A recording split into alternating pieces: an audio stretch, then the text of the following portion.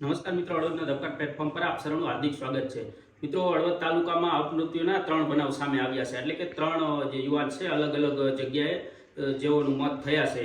તેમાં વિગત જોવા જઈએ તો આપણે હળવદ તાલુકાના જે હળવદ શહેરમાં હરિદર્શન પાછળ જે કેનાલ નીકળી છે તે કેનાલમાં જે વહેલી સવારે મૃતદેહ જે છે તે તરતો ત્યાંથી આવી રહ્યો હતો અને લોકોના નજરે ચડ્યો હતો। ત્યારબાદ ત્યાંના આજુબાજુના લોકોએ છે જે મૃતદેહ તેને બહાર કાઢ્યો હતો। તેની વિગત જોઈ તો દયારામ ઉર્ફે સોનુ રતિરામ ગોડ, જેની 40 વર્ષ ઉંમર છે અને મધ્યપ્રદેશનો છે, જે હરિદર્શન પાછળ તેની ડેડ બોડી બહાર કાઢવામાં આવી હતી। ત્યારબાદ પીએમ માટે હોસ્પિટલે ખસેડવામાં આવી હતી।